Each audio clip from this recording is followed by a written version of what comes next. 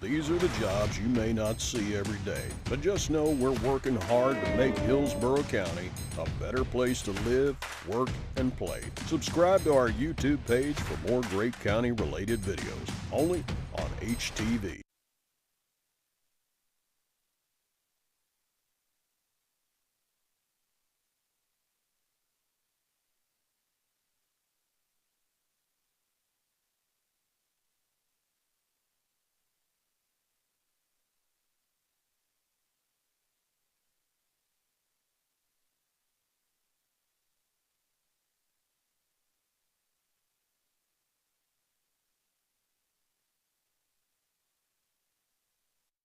This is Dave. Dave doesn't know his home's flood zone and was not able to heed flood warnings. Dave and his home are soaked. This is Noah. Noah is an informed citizen. He was warned in advance about potential flooding in his area. Noah took precautions. Noah is dry. Gotta save the animals, too. Good job, Noah. When it comes to flood warnings, be like Noah, not like Dave. For more information, visit hcfl.gov.net. Be safe, be informed, know your flood zone.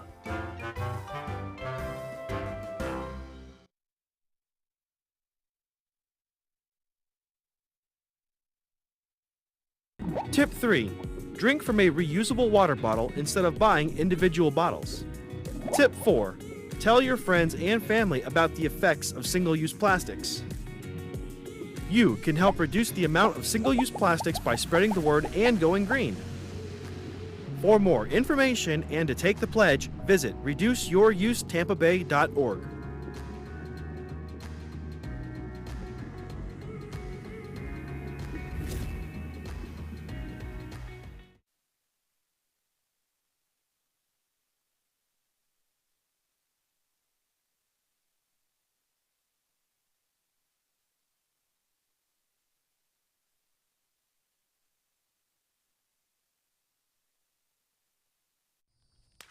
Hey, the new house looks great. How are you liking it here? Well, You wouldn't expect this in your home. What?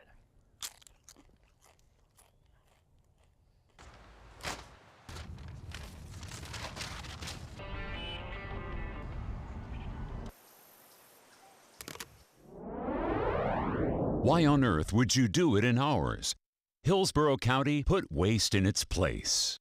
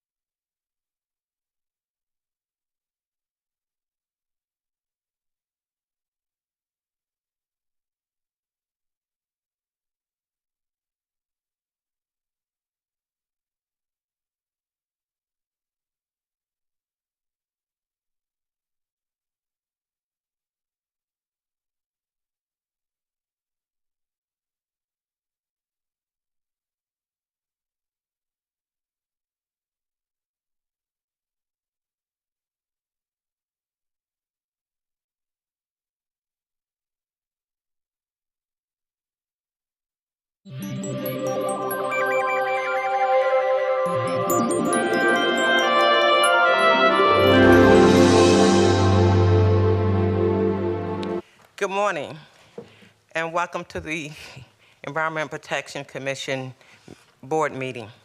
Let us stand, have a roll. Yes, let us stand for the Pledge of Allegiance and the invocation by Chaplain Cameron Cepeda, Commissioner Cameron Cepeda. I pledge allegiance to the flag of the United States of America and to the republic for which it stands, one nation, under God, indivisible, with liberty and justice for all. Heavenly Father, we come before you today with thanksgiving. We thank you for who you are. We thank you for your great blessings, Lord, on our lives and on our county and the people that are here, that reside here.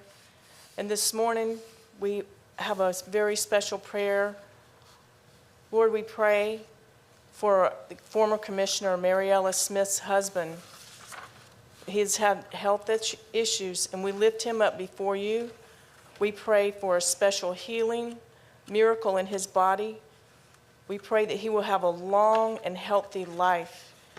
And we thank you for that, and we bless him. We bless the former Commissioner Smith. We pray special blessing on their lives and everything that concerns them.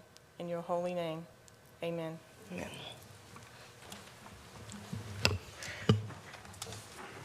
Before we have the roll call, I'd like to read into the records a memo from Commissioner Joshua Waddle. I am notifying you of my absence from the January 18th EPC Commission meeting. The Career Source Tampa Bay Board meeting was scheduled prior to the EPC meeting. I will be there in attendance as a former member. This is from Commissioner Hagan. Please be advised that I will not be able to attend this morning's meeting due to an unforeseen circumstance. Unfortunately, I have encountered a flat tire which requires my immediate attention, and as a result, I will not be able to be present at the scheduled meeting. And ask me to read to the records. Roll call, please.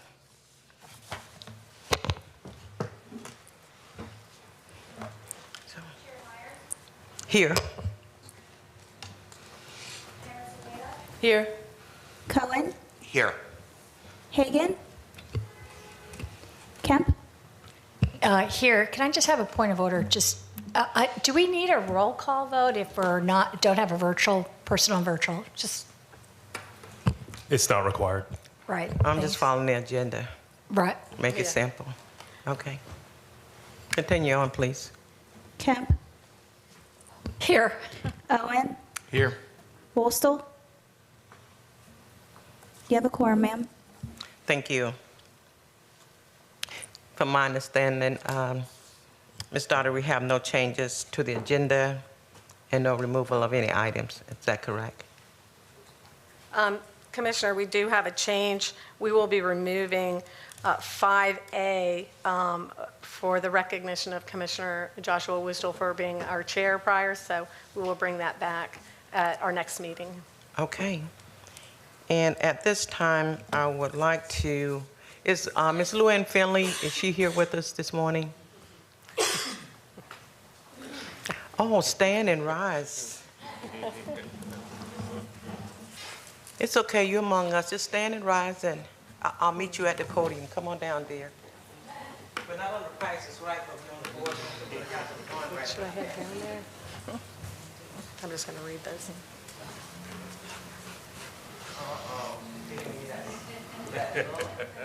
The little should be Commissioner Hagan, but I accept it, okay? It's all good. It's all good. Okay. Well, you know, retirement is coming soon. Yep. And we want to recognize you for your years of service, exemplary service to this county. Thank you. Okay? And it's okay. I know you don't like all the glamour and the glitz and the glory. Right. But sometime in life, we have to do that to show our appreciation what one of our employees mean to us. And I can say, since I've been a commissioner and all the other commissioners, Commissioner Kemp has been here a bit longer, and Commissioner Hagan. But I must say, as a former employee back in the day, I remember when Charlotte left, and then you became the board on the second floor. Mm-hmm. So you have put many, many miles in this building. Yeah. And Luann Finley is the person to go to, anything you need on this second floor. Throughout the county, you represented the clerk's office very well. And so we just I want to share a few words today and present you this proclamation. And it's going to be okay. And don't beat me up when I'm on my way walking back to my office. Okay? And it reads, the Hillsborough County Board of County Commission is pleased to congratulate Luann Finley for her 26 years of exemplary service to Hillsborough County and her unwavering dedication to the community. A native of Columbus, Ohio, Ms. Finley moved to Hillsborough County in 1995, the beginning of a prosperous life and outstanding career. After serving with distinction in the Hillsborough County Clerk of Court Traffic Division, Ms. Finley was promoted to Administrative Assistant and Clerk to Hillsborough County Board, serving in 2000, where she greatly contributed to the organization's success.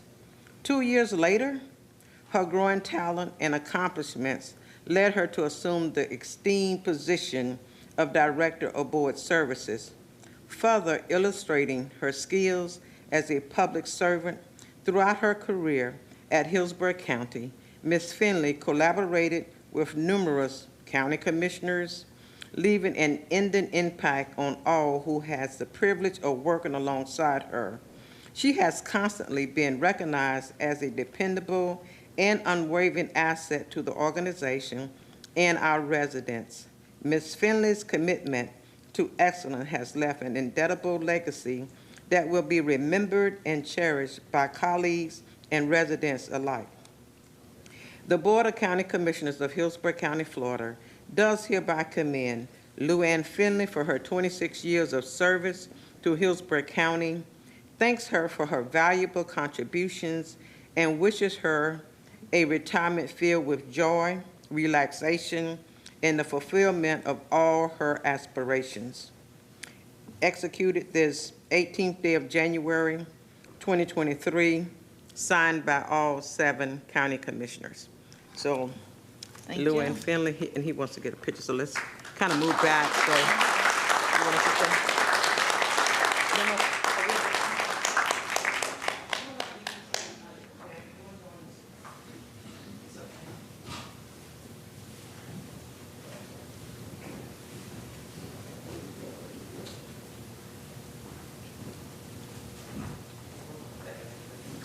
Sorry? Well, let's do one with the board. Yes. We should have the...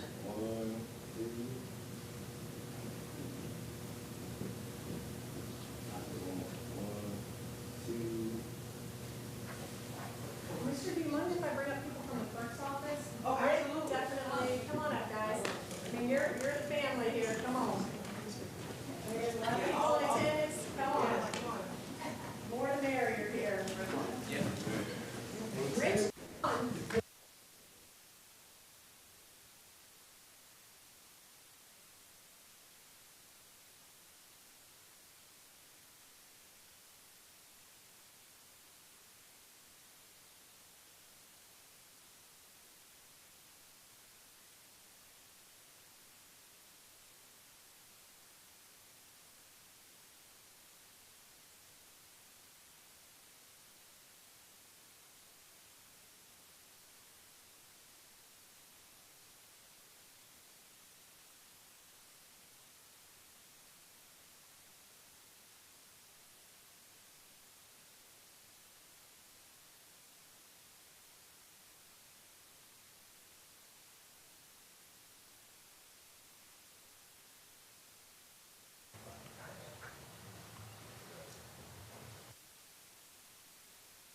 Commissioner Coyne?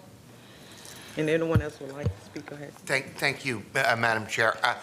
Luann, I just wanted to mention that I've worked with you for a long time, both as a commissioner, but of course I worked at the clerk's office for many years before that.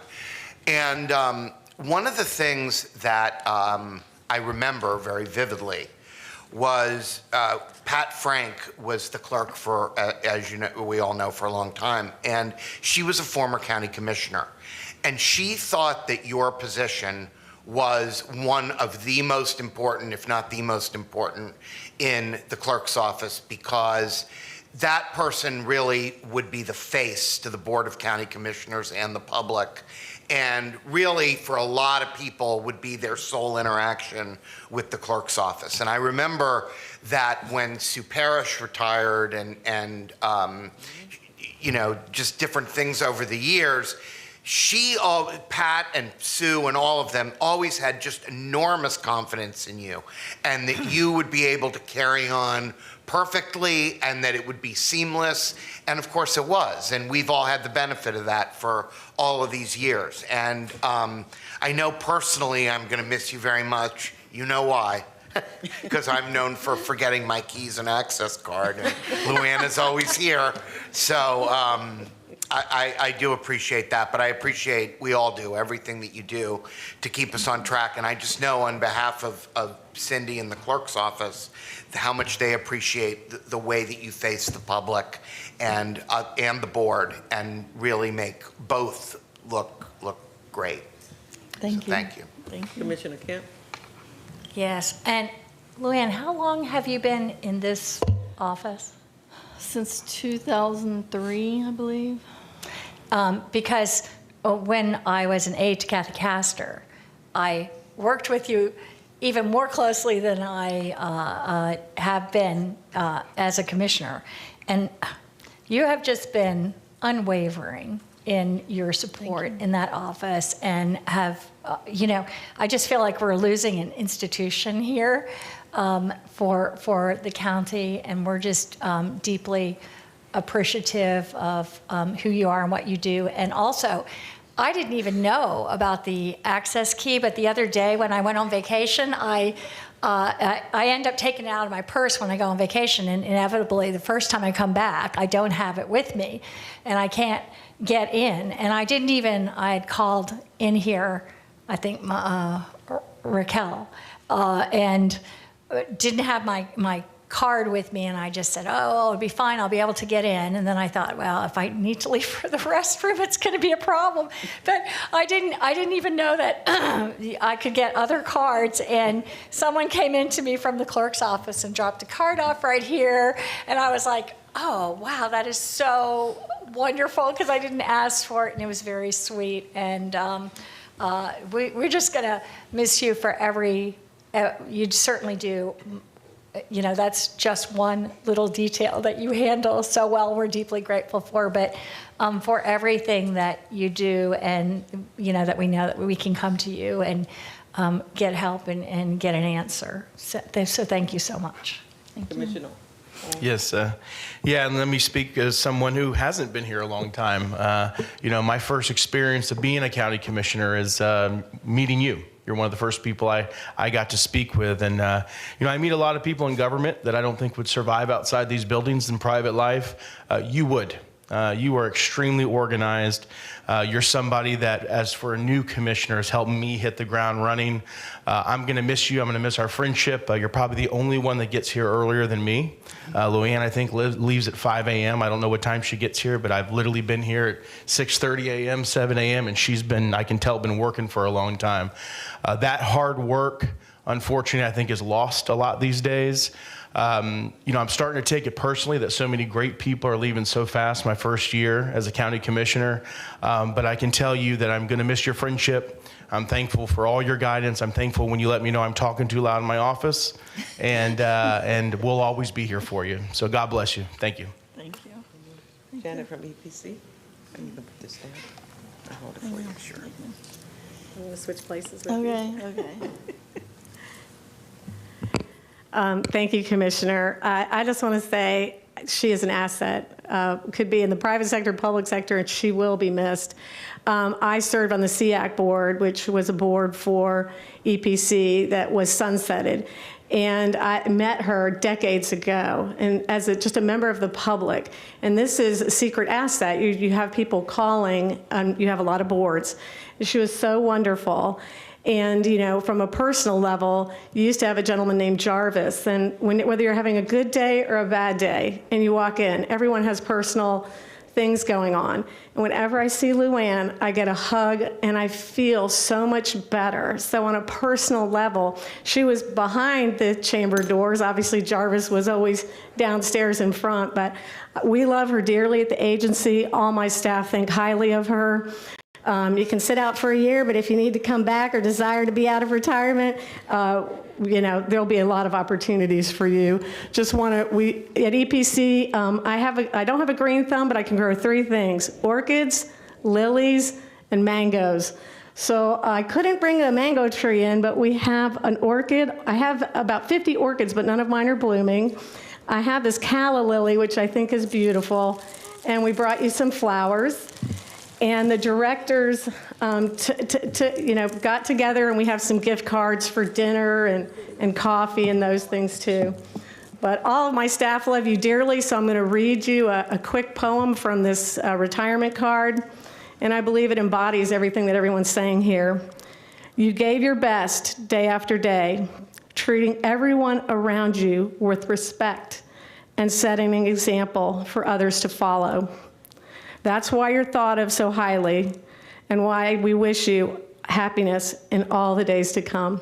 We love you, Luann. We'll miss you.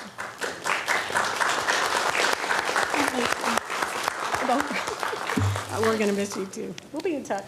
Thank you. Ready to sum it up now? Well, I just want to make one more comment. We certainly appreciate you for sprucing up the second floor. When we return, it is just so beautiful, painted, bright. And so that was your last pretty much major assignment before leaving, and we thank you for making sure it was completed. You're welcome.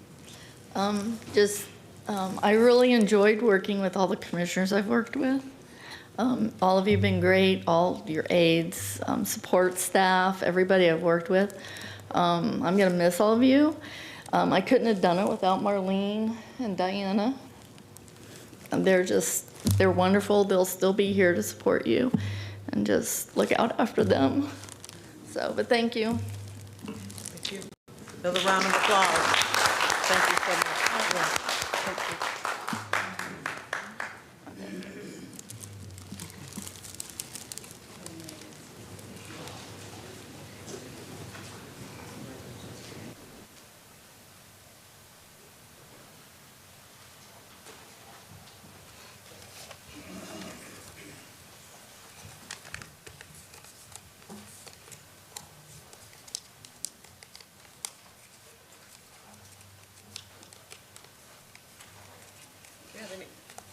Any public comments? Anyone? No, Commissioner. Okay.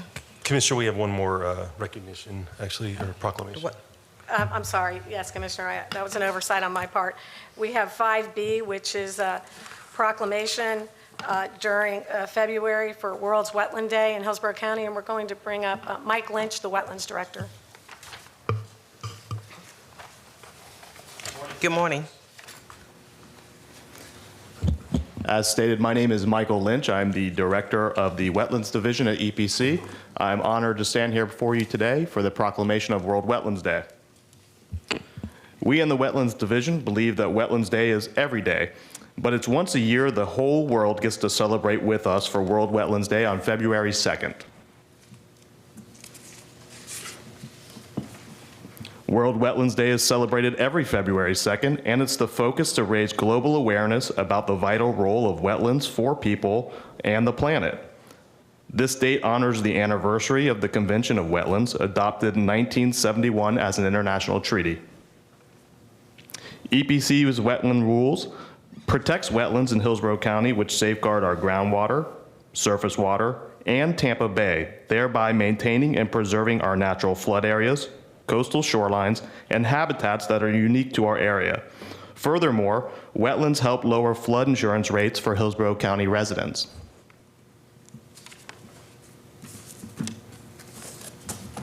This year, World Wetlands Day theme is Wetlands and Human Well-Being. It spotlights how all aspects of human and well-being are tied to the health of world wetlands, physical, mental, and environmental.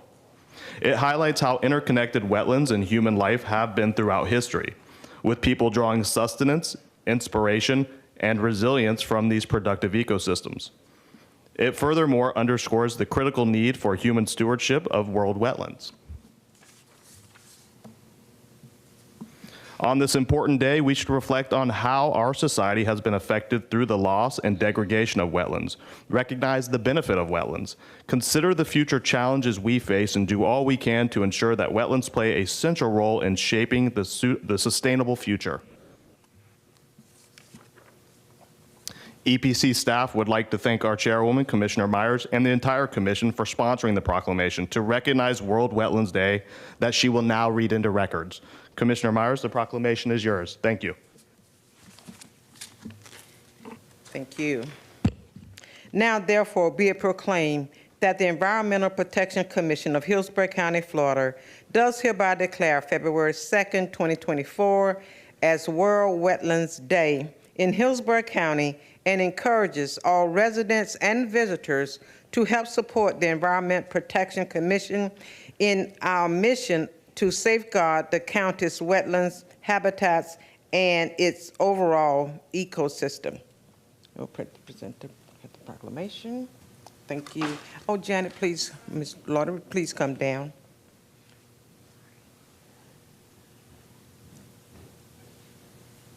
Oh, we can show some love. I mean, it is going to be soon. Absolutely. Who doesn't love wetlands? Really? You want to take a picture up here? Up there? Come on, your photographer. Okay, on the duty. Come on. Okay,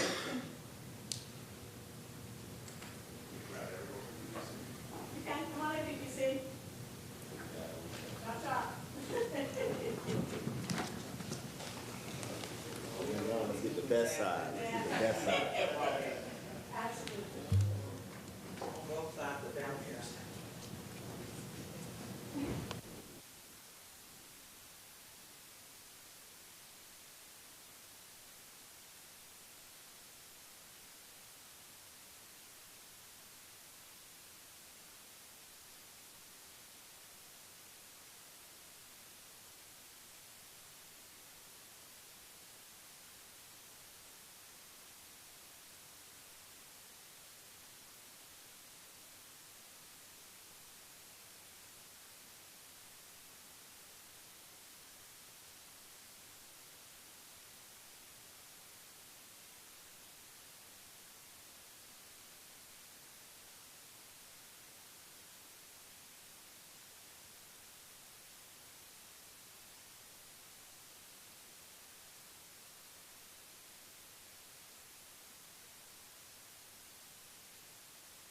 Approval of the consent agenda. So moved. Second. Okay, please record your vote.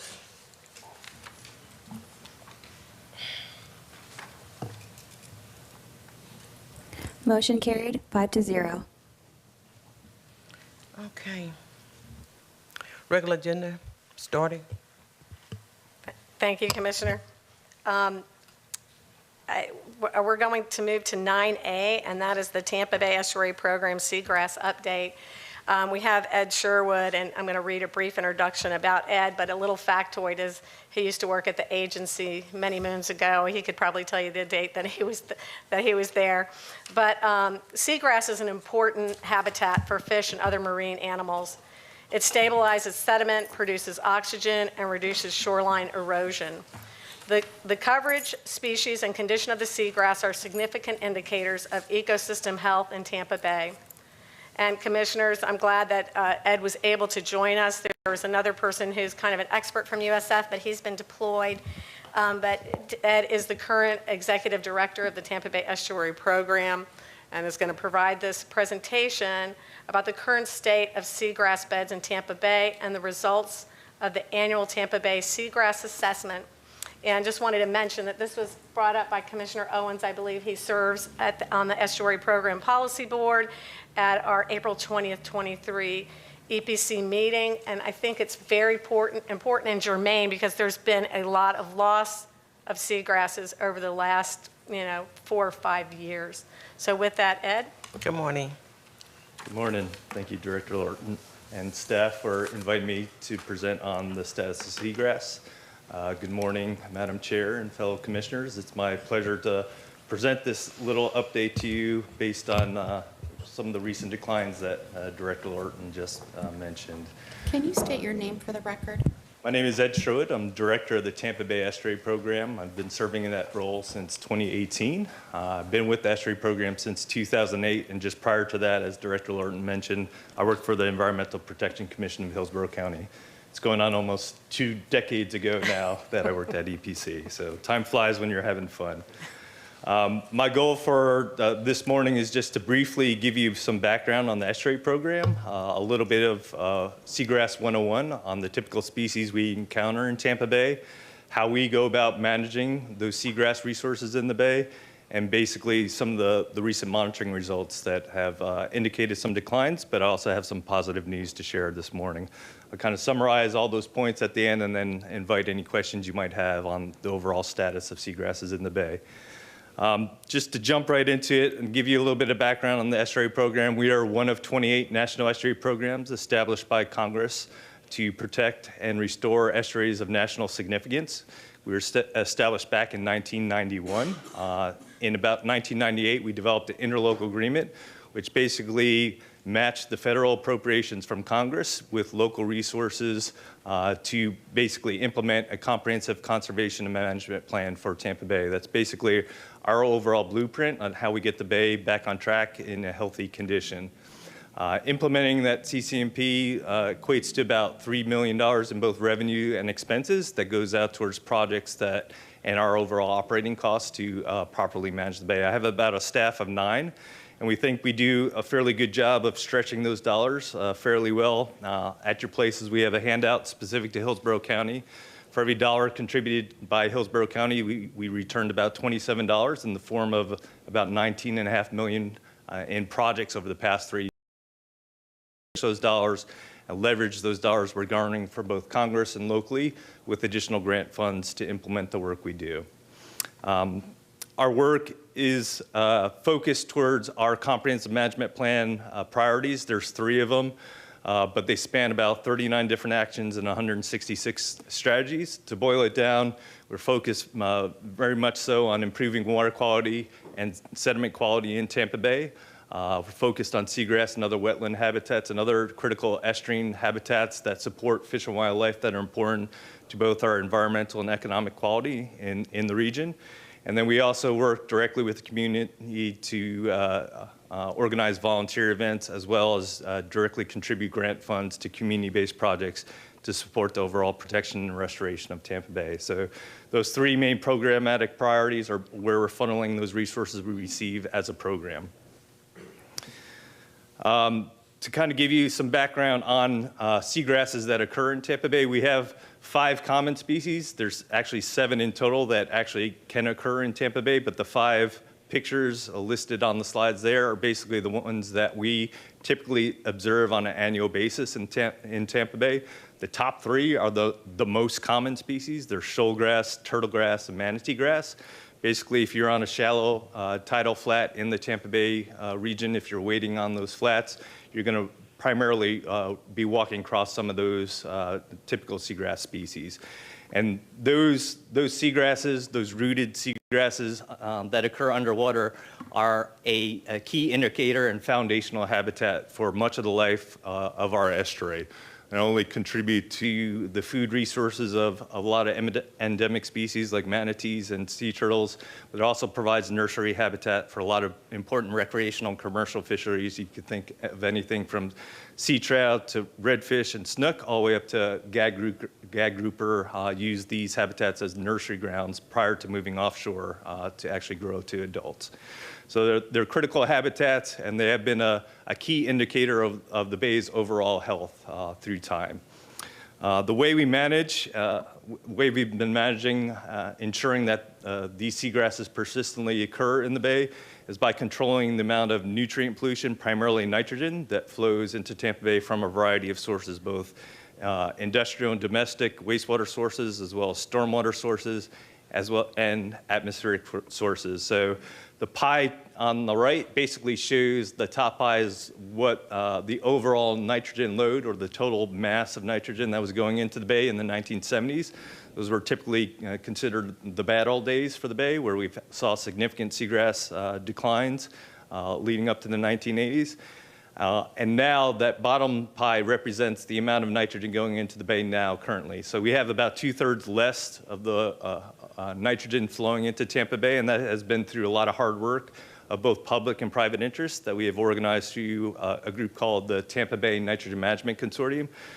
That group represents both municipal governments as well as private industries that have a nitrogen load permitted discharge responsibility to Tampa Bay. And we've basically been trying to hold the line on that smaller pie of loads going into Tampa Bay so that we're capping the amount of nutrients going into the bay for the benefit, ultimately, for improving water quality and improving the penetration of sunlight to the bay bottom for seagrasses to grow and expand.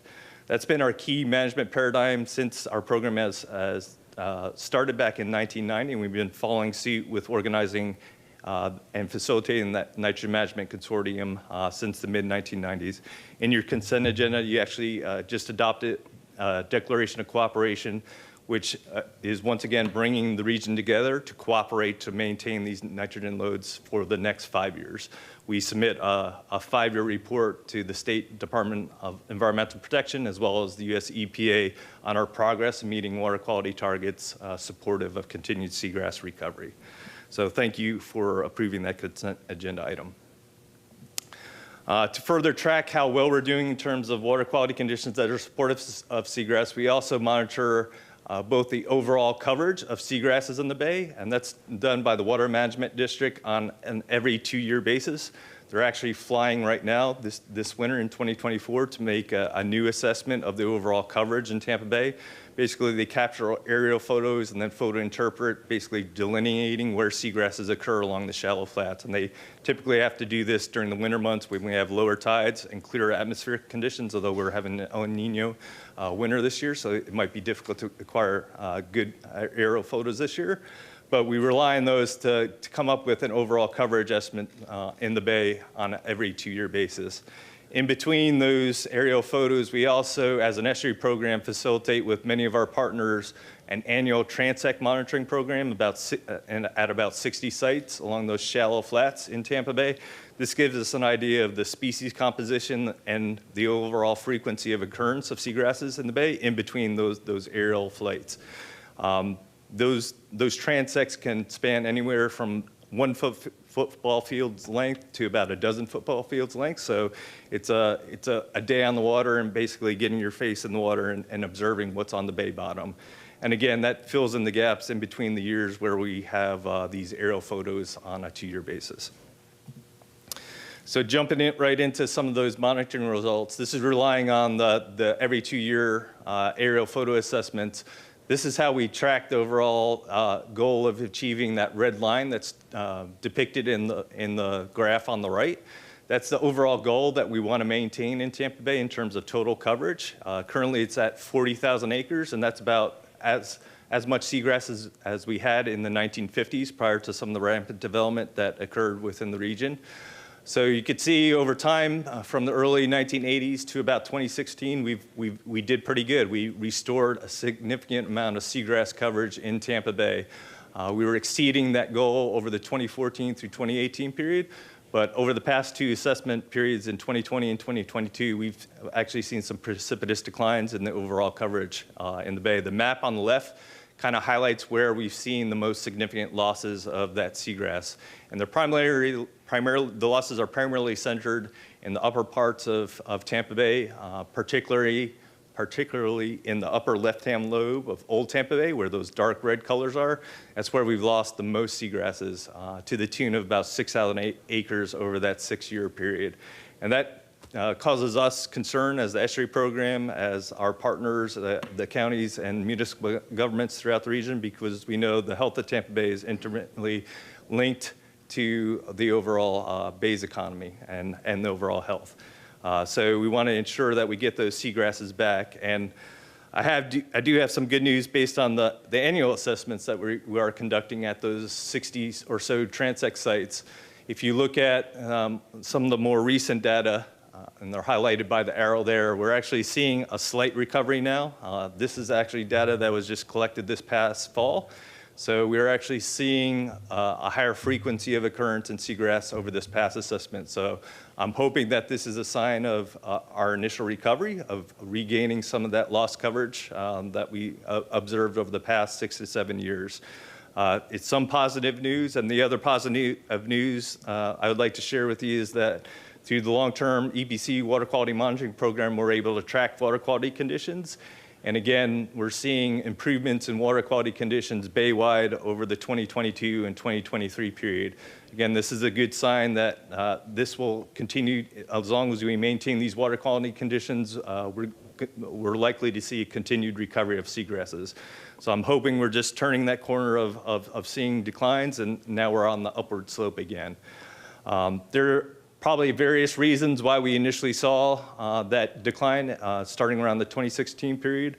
If you think about the 2015 to 2017 period, we had some significant rainfall events in the summer. There's also some significant sanitary sewer overflows that contributed nutrient loads to the bay. Overall, water quality wasn't great. That probably initiated some of the seagrass loss around the 2016, 2018, and 2020 period. And then you also might recall back in 2021, we had a significant discharge from the Piney Point facility that contributed about a year's worth of nutrient loads to the bay over a 10-year period. That also contributed to both algal blooms as well as macroalgal blooms, culminating into a fairly significant red tide event that occurred in the bay in 2021.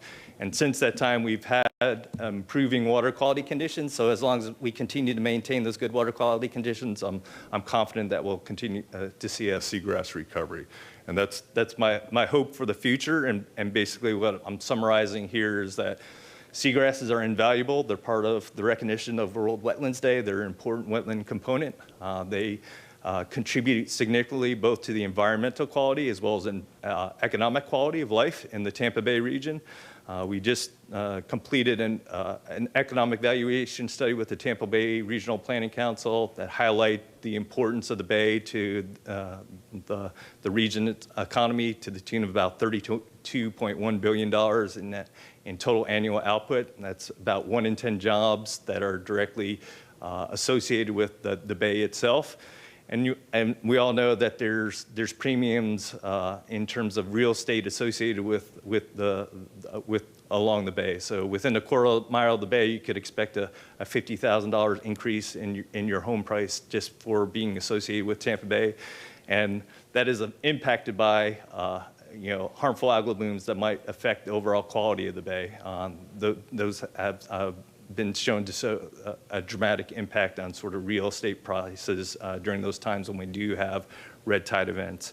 And then last but not least, these habitats also provide invaluable ecosystem services that are for free, basically to our community in the form of sequestering both nitrogen nutrient pollution as well as carbon, and also protecting us from flood and storm surge events. So there's about a $1.7 billion economic impact to the region just based on having these habitats within our environment. So that's the why of why we're so interested in making sure that seagrasses persist in the bay. And it not only serves both an environmental impact, but an economic impact to the region. So with that, I'll be happy to address any questions you might have on that very quick summary. I appreciate, again, the invitation to present on this information this morning to you all. Thank you. Commissioner Coyne? Thank you. And first of all, Commissioner Owen, thank you for bringing this forward. I am this board's representative on the Tampa Bay Regional Planning Council, which is sort of the sister organization of the Estuary Board, and we had some of these presentations there along with that Health of the Bay assessment, and there were two things that struck me that I wanted to point out for this board. The first is that we passed the fertilizer ban back in 2020, something like that. The city of Tampa did it in like 2012, and I wanted to just give you an opportunity. We have made that part of our legislative priority list to make sure that ban stays in place. And this is just a point of sale ban of certain fertilizers during the rainy season that people tend to misapply.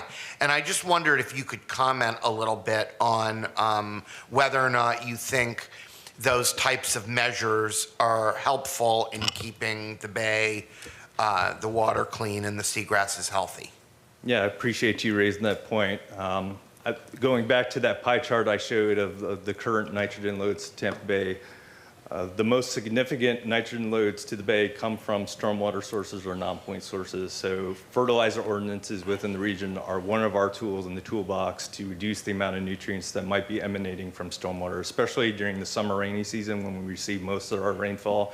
And there's a propensity to wash those fertilizers into adjoining gutters that basically drain to a creek or a channel that ultimately discharges to Tampa Bay. All that extra nitrogen can affect water quality and affect seagrasses. So again, it's one of our tools in the toolbox that we want to maintain in the region.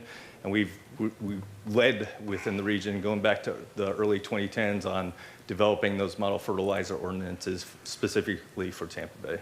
And you know, I would, with the exception of Commissioner Owen's district from Apollo Beach South, the entire shoreline is in my county commission district, and it doesn't surprise me that the area just north of the causeway is the worst water quality, because one of the things that we've battled over the years is that the water can't really flush out as well from the upper part of the bay because the Courtney Campbell Causeway restricts so much of the water's natural movement.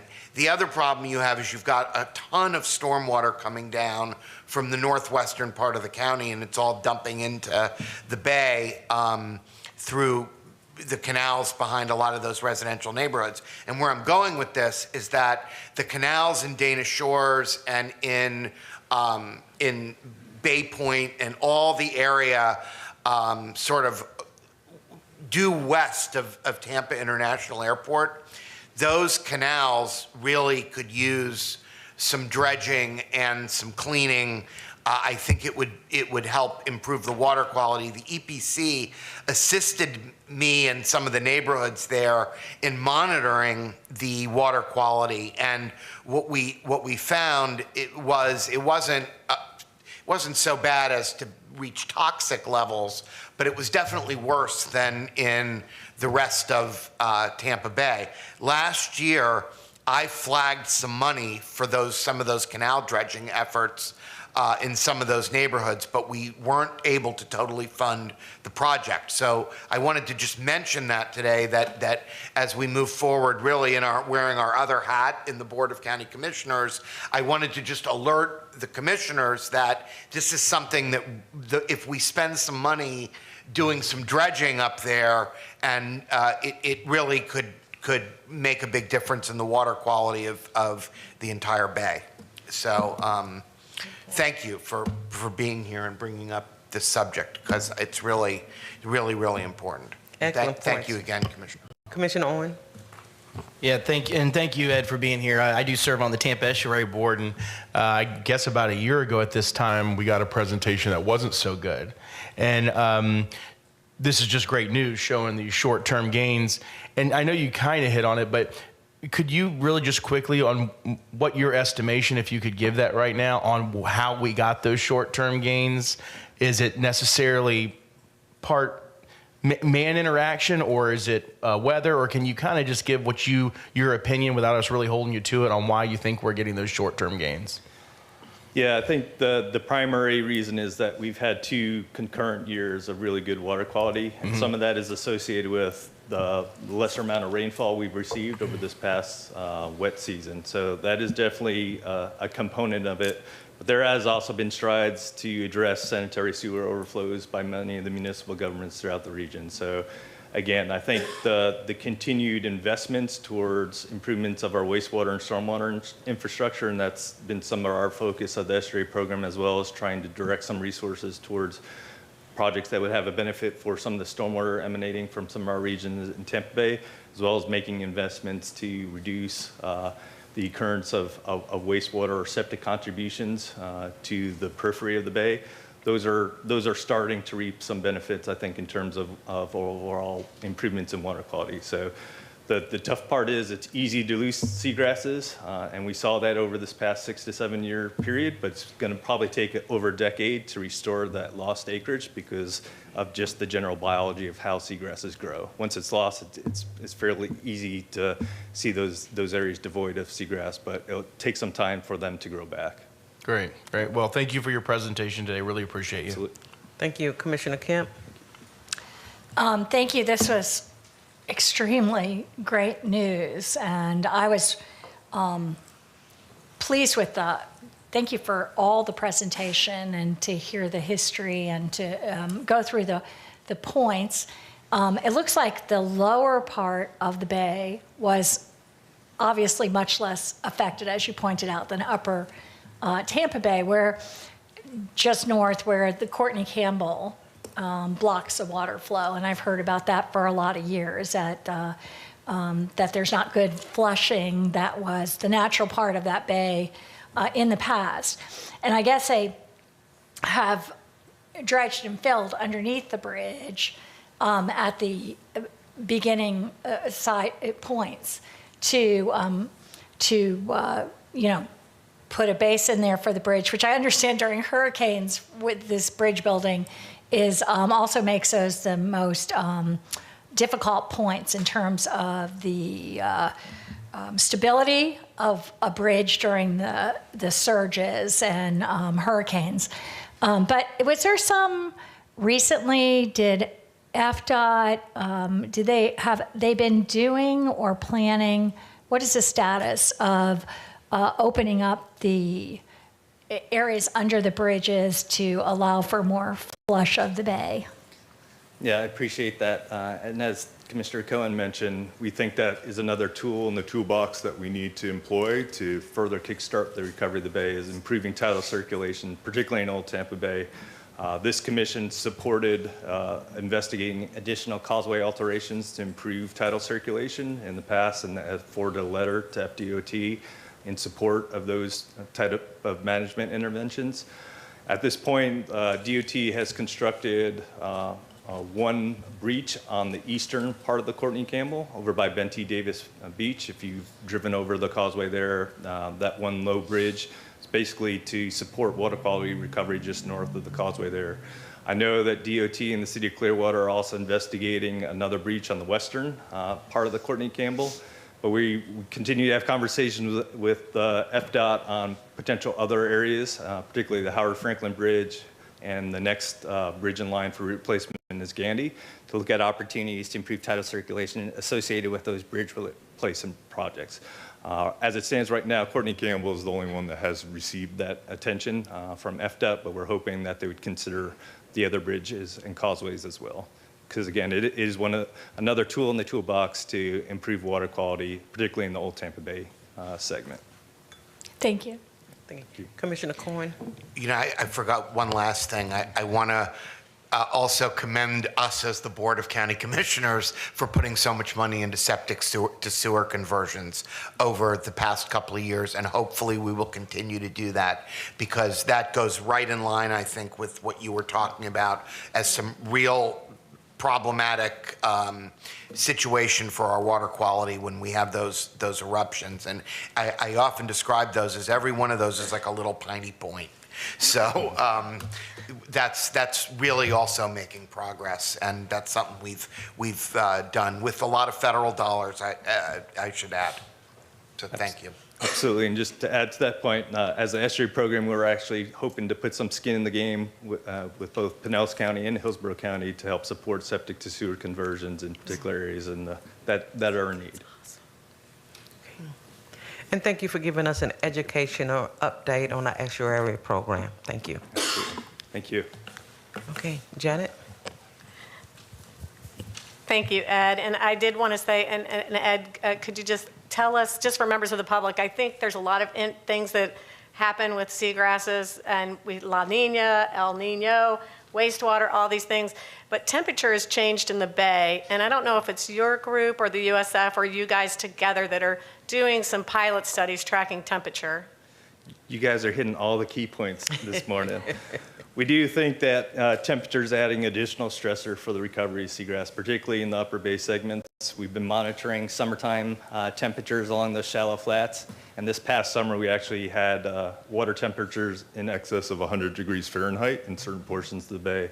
So that's not outside the range of where seagrasses can grow, but it does add an additional stress to restore those lost seagrass areas. So again, it's another complicated factor in the recovery story, but we continue to monitor it. So thank you for prompting that. Thank you. Thank you, Ed. Great presentation. We appreciate you coming. Thank you, Commissioner. We'll be moving on to 9B, which is initiation of rulemaking, revisions to Chapter 5, the basis of review of the rules of EPC. And Dessa Clark is here to give that presentation.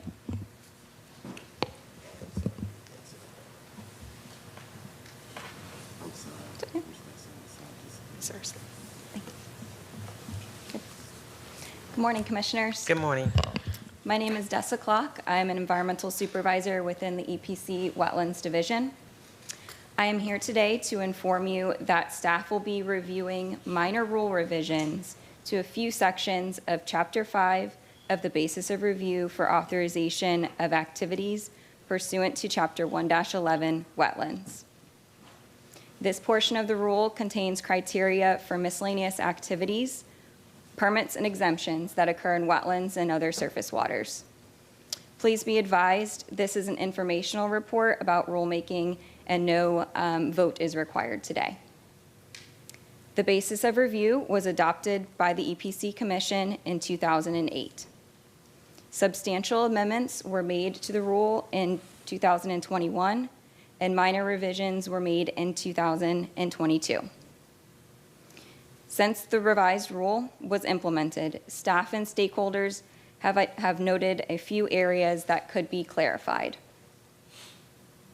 These changes are not intended to be extensive, and they further the initial goal of providing clarity to applicants seeking to obtain a miscellaneous activities and wetlands authorization. Among other things, the proposed revisions will better address activities that are exempt from miscellaneous activities permits, and we will also better address shoreline stabilization methods, specifically native-based solutions. EPC will conduct public workshops and set a public hearing before the Commission to consider proposed amendments to sections of Chapter 5 of the basis of review. Thank you for your time today. Thank you. Any comments? Okay. Here now. Thanks Thank again. you very much. Thank you. Great job, Okay. Dessa. Janet? We'll be moving on to 9C. This was brought up at our last meeting. It's EPC annual meeting schedule and revisions to the rule of order. It had been discussed that perhaps we could limit meetings to 4 meetings a year. And I just want to let the board know that this works for EPC. We can absolutely meet our mission and meet our goals with 4 meetings a year. We actually also want to thank administration that if we had an item that needed prompt attention, a hearing or something, that we could utilize one of the 2 BOCC meetings that happen every month. So with that, I'm going to turn it over to Elaine DeLue to talk about the scheduling of upcoming EPC meetings. Good morning, Commissioners. Good morning. At the November 1st meeting of the BOCC, there was a discussion regarding reducing the number of meetings per year. EPC did look at their calendar, and this agenda item would provide the opportunity to reduce the annual meetings. If desired, we can reduce the meeting dates to 4 a year based on historical and contractual agency needs. We recommend the months of January, April, August, and October. We could also reduce the meetings to 6 per year and provide a list of months for that preference. There was also a discussion on meeting times. Currently, our meetings start at 9 a.m. We could adjust the meeting times to 9:30 or 10 a.m. Pursuant to the rules of order, this change requires votes at 2 separate meetings. This meeting will serve as the first vote, and we are scheduled the second vote for the subsequent EPC meeting. We can adjust the annual calendar based on the vote today. So I'll turn it back over to you all for discussion and for a vote. Okay. All right, Commissioners. And Commissioner, I'd like to add, later start times work for us. We're at about an hour now. We normally run an hour to an hour and a half, so 9:30 or 10 works as well. Just wanted to offer that up as well. Okay. Commissioner Cohen? I'm sorry, Commissioner Owen. Thank you, Madam Chair. And yeah, I think I've managed on most of the boards to get these meetings pushed to 9:30 a.m., everything except the BOCC, which I'm not going to do. But I just think it's pretty constructive just because of traffic and allows people that extra time. So, Jen, I would like to go off what your recommendation is as to, because if I'm hearing you right, you said 4 meetings a year is something that's doable.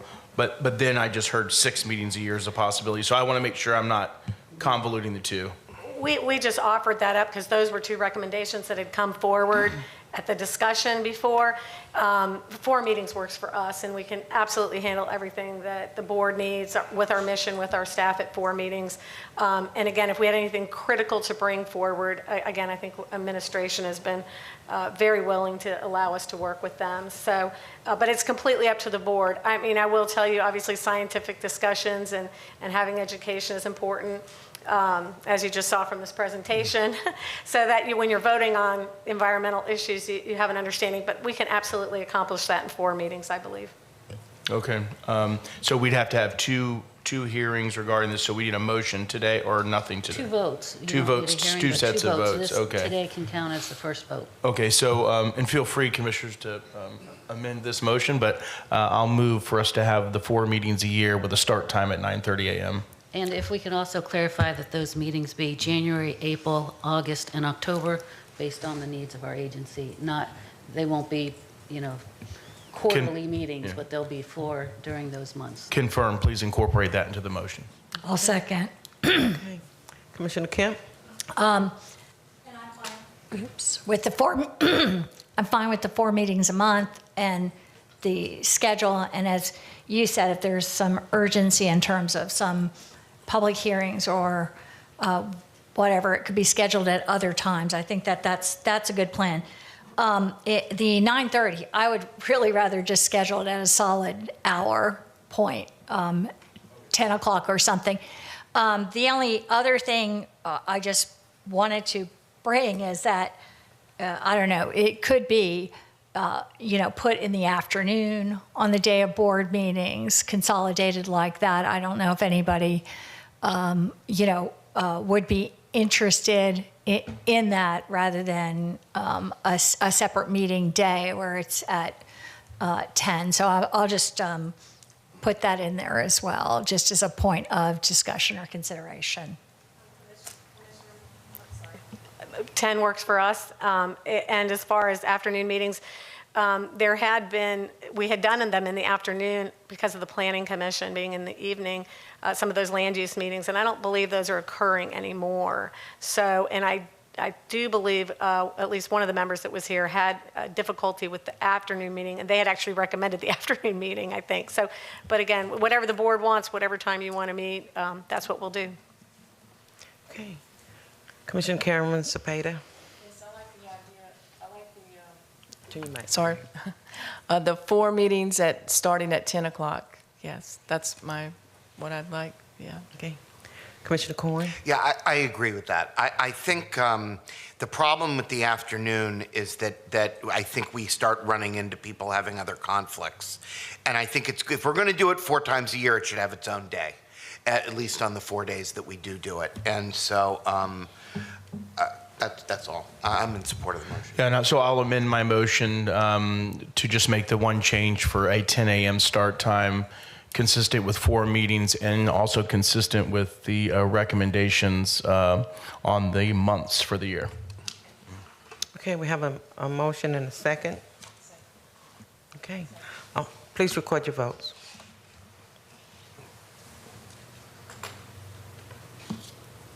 Motion carried 5-0. Okay, wonderful. Janet? Thank you, Commissioner. We'll be moving on to 9D.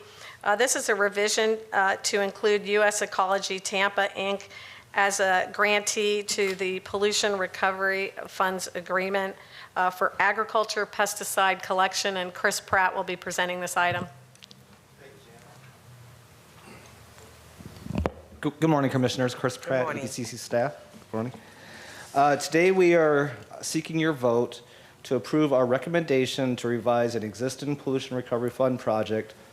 That is Project 2302, Agricultural Pesticide Collection. As a background, Hillsborough County, through its Extension Department, was awarded $48,000 in pollution recovery funds by the EPC Commission on October 19th, 2023 for the project entitled Agricultural Pesticide Collection. EPC supports our local farmers in providing funding for the proper disposal of agricultural chemicals. Hillsborough County requests to have the PRF funds paid directly to U.S. Ecology Tampa Incorporated, which is Hillsborough County's contracted vendor for the collection and disposal of the pesticides. The recommendation before you today is to allow EPC staff to add U.S. Ecology Tampa Incorporated as a partner in the agreement between EPC and Hillsborough County, and also approve the use of PRF funds to be paid directly to U.S. Ecology Tampa Incorporated on a reimbursable basis. Thank you. I'll move approval. Second. We have a motion and a second. Commissioner Kent, we That's just okay. okay. Please record your vote. Thank you for your report. Motion carried 5-0. Thank you, Chris. Thank you, Commissioners. Appreciate it.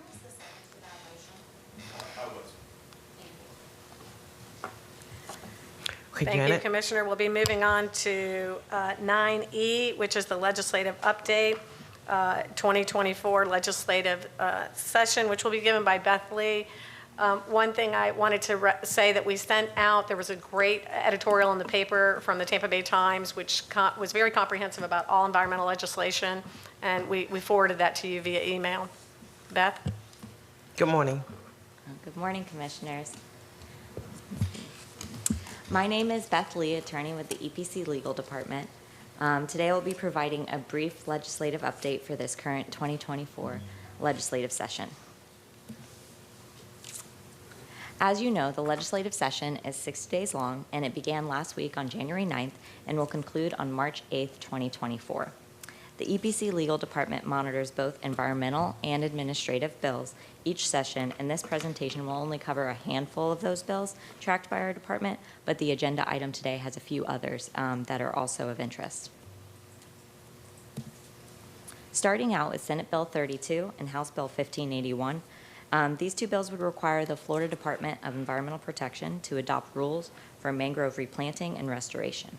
The rules would address erosion in designated areas of critical state concern, such as big cypress in the Green Swamp, protect barrier and spoil islands, assist revitalization efforts in national parks, promote public awareness of the value of mangrove statewide, and identify vulnerable public and private properties along the coastline. Further, the bills encourage partnerships with local government entities to create local mangrove protection and restoration zone programs for implementing these rules developed by FDEP. These bills both appear to be a positive attempt to protect and enhance Florida's mangrove shoreline. Next, the similar bills titled Management and Storage of Surface Waters revise exemption language for measures or practices implemented for environmental restoration, creation, or enhancement activities on lands classified as agricultural or government-owned lands. In addition, the bills explicitly state that the measures or practices may alter the topography of the land, including activities that divert the flow of surface waters or impact wetlands if the activities result in a net increase in wetland resource functions. Essentially, this means the activities must be implemented to result in a wetland habitat that resembles the characteristics of a functional wetland habitat in the same region. EPC has delegation from FDEP for certain wetland activities.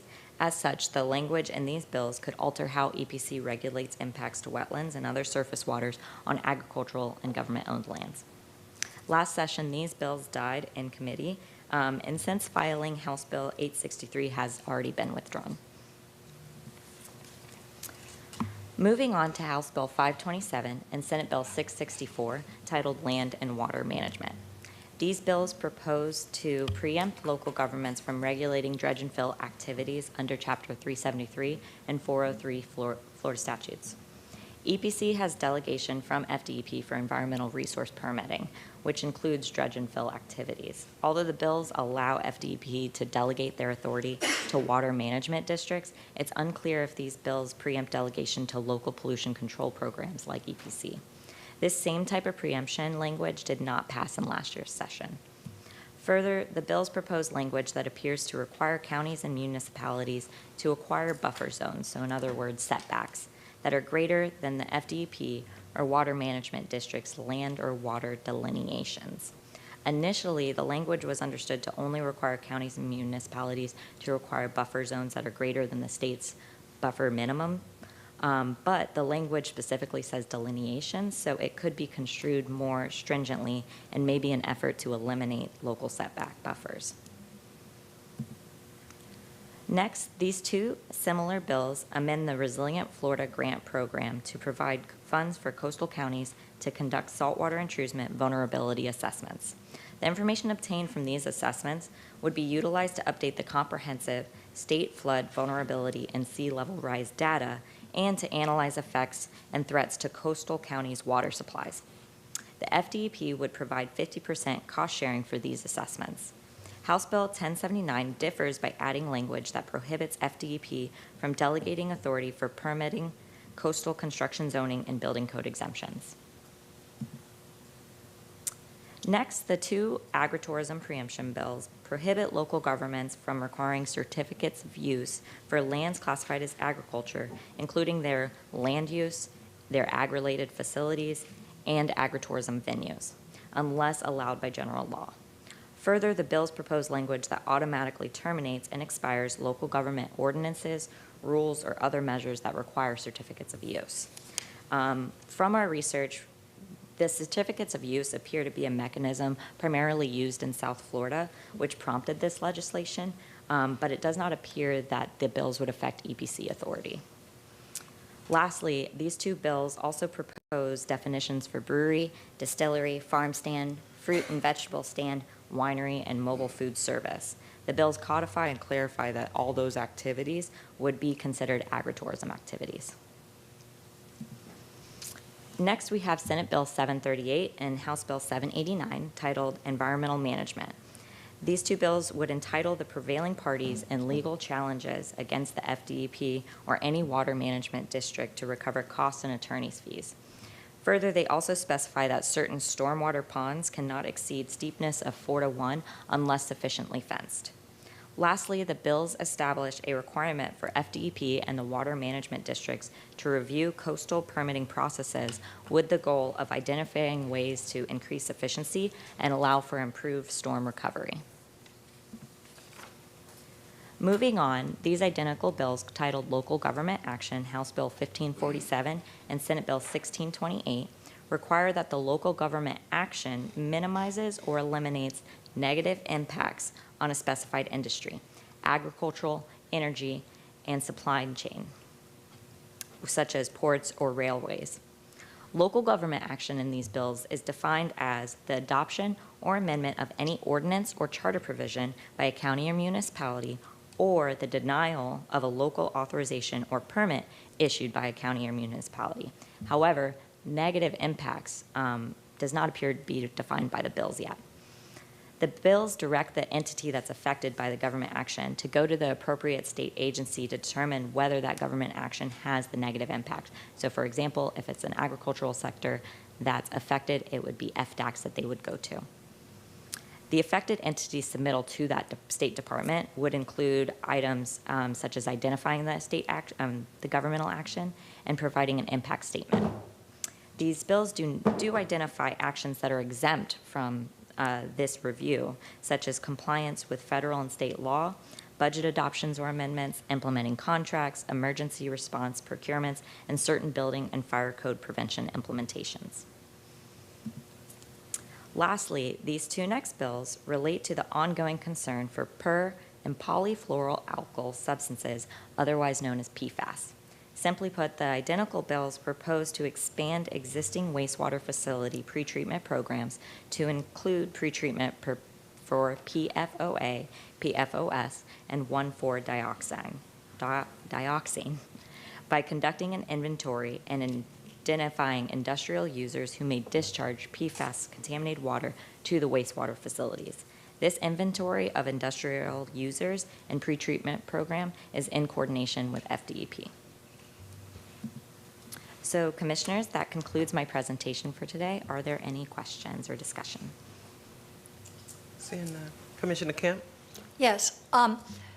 Have we typically, you're just following these bills here, have we taken through this organization, through the EPC, I know we do it in the county, but have we put these on, some of these on the county's legislative agenda? Do we ever feed back to any of the state legislature with regards to any of the bills through EPC? Or I guess it's just through the county commission when we do that?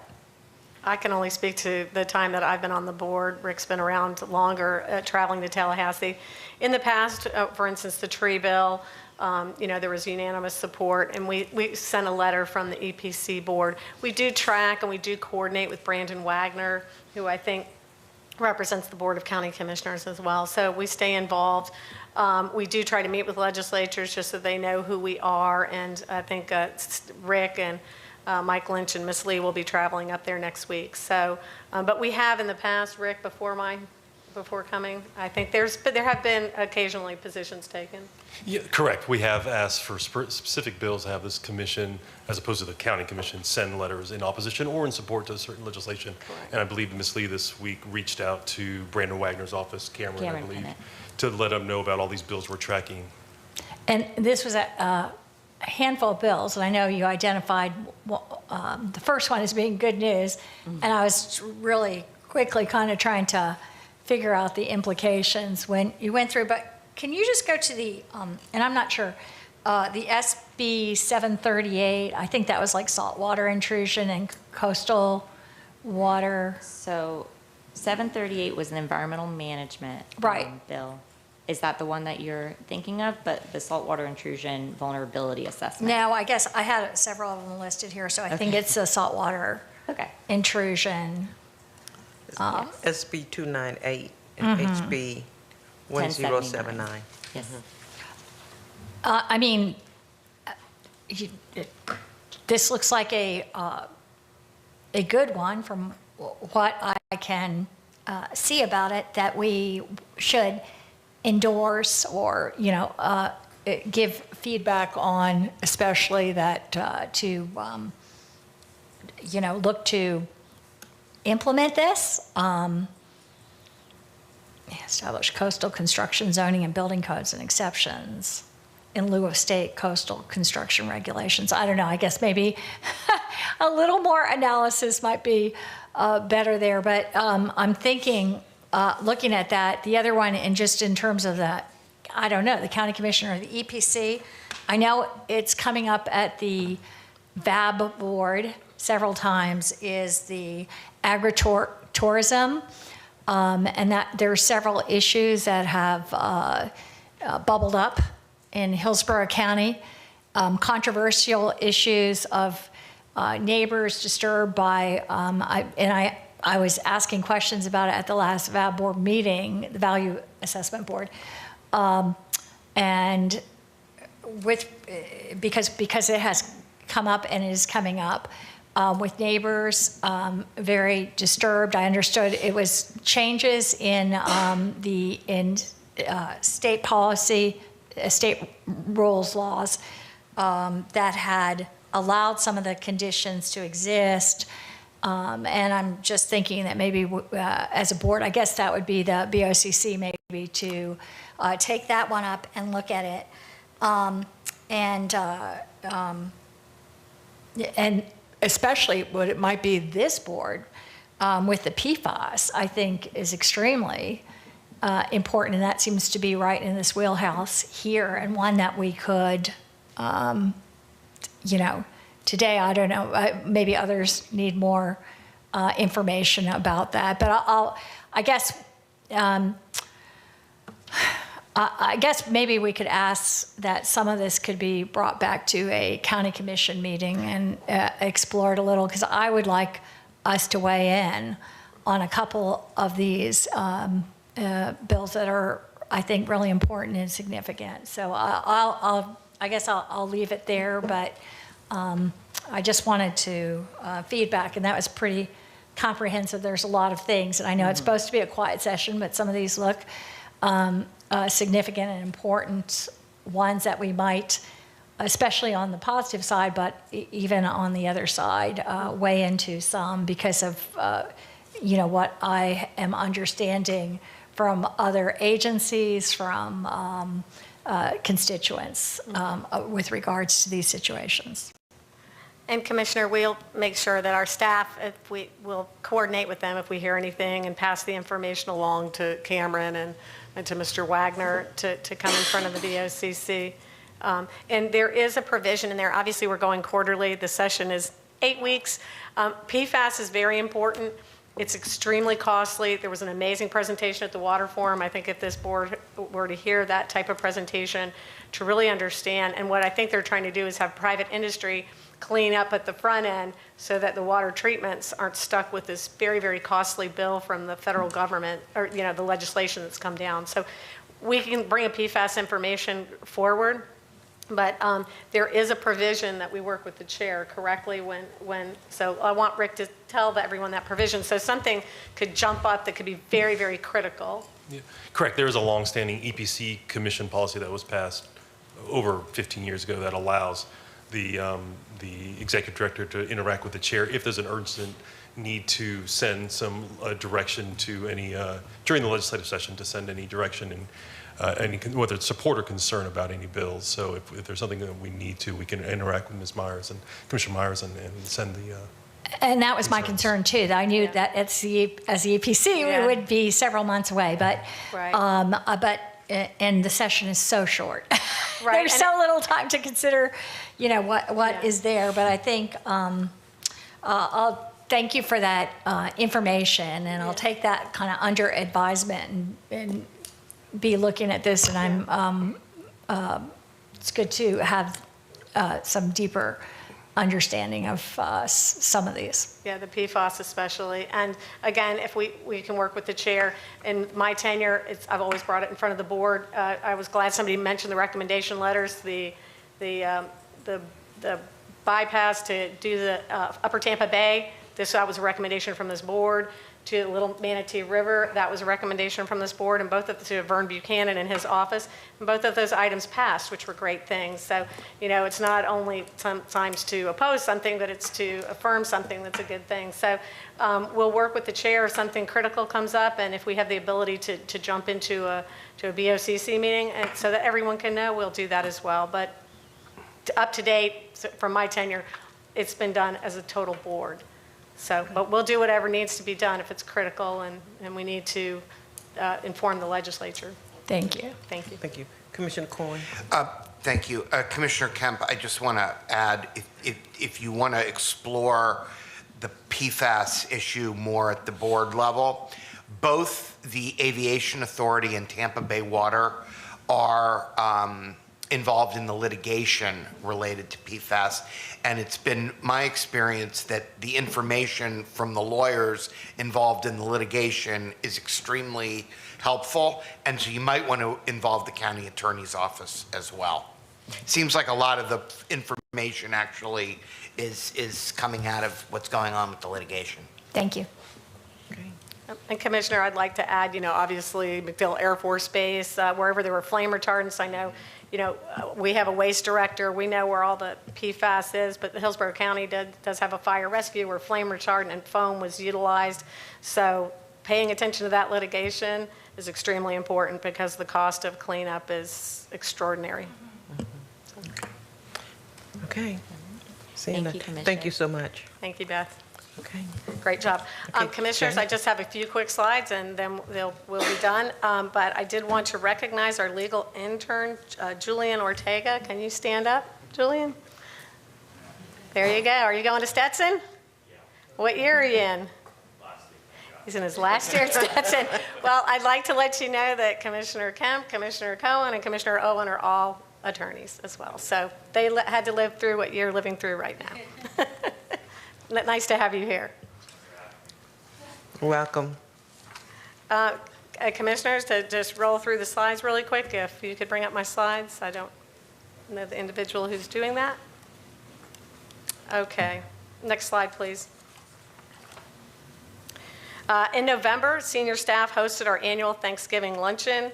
We are grateful for your support and service, commissioners, for our alumni and for our staff who work hard to ensure EPC successfully meets our mission. And I just want to thank you all for showing up. It means so much to staff to have that just informal interaction and be grateful for, you know, our public service and each other. So thank you so much. Next slide.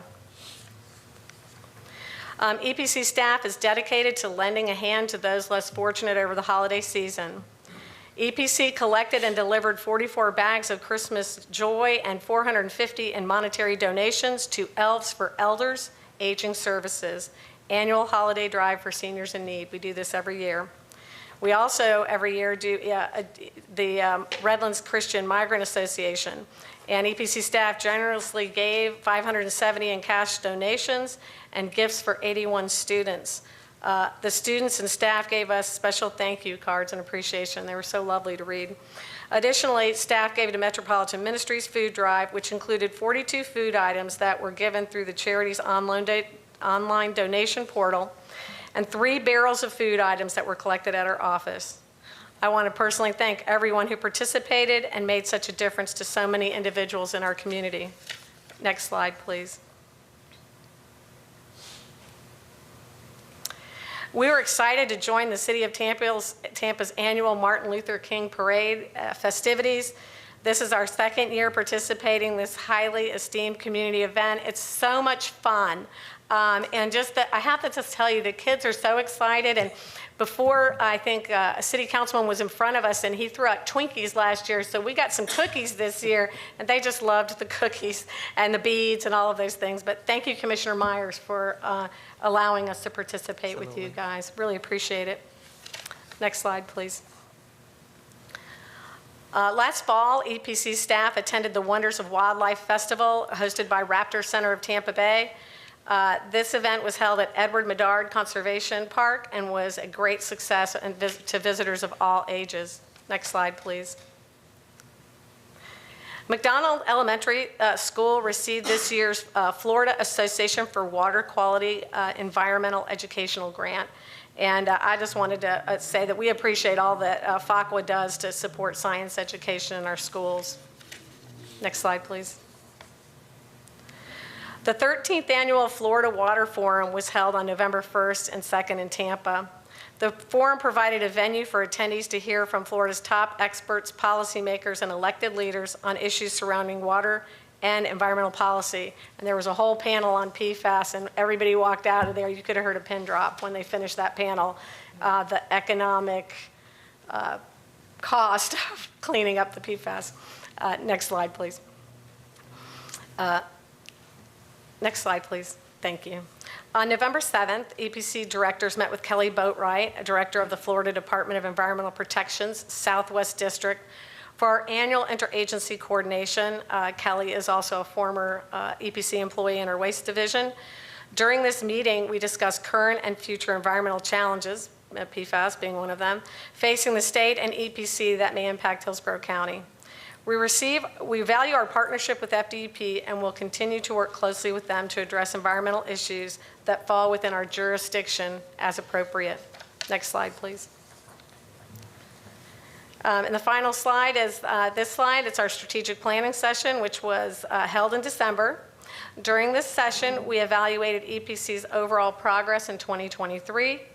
We discussed actions we will take in 2024 to meet our long-term goals and to ensure that our agency actions are aligned appropriately to achieve desired outcomes in the upcoming year. As always, we are open to your direction and input regarding our strategic planning process, and I thank you for your continued support. Next slide, please.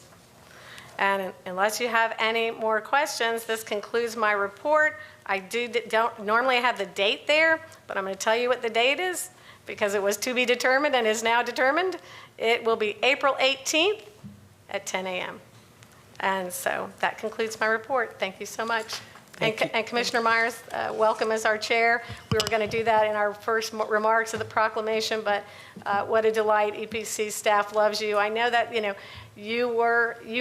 because you've been where staff is, and that's, I think Lou Ann felt that as well. And it's just so nice for you to connect with us and include us in your town halls and the parades and everything. Thank you so much. Thank you, and thank you all for getting involved, and thanks staff so much for participating.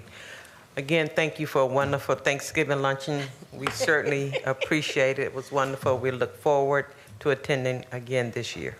Absolutely. And the food was from Johnson's Barbecue, correct? Oh, Fred's Market. Fred's and Johnson. Yeah, I think it's important. That's a District 4 restaurant. Absolutely. And it is the best food in District 4 in Hillsborough County, just for the record. The best cornbread, collard greens, you name it, and peach cobbler, you can't beat it. Okay. Any future items? No, Commissioner. Hearing none, then we'll adjourn. Thank you all so much. Thank you.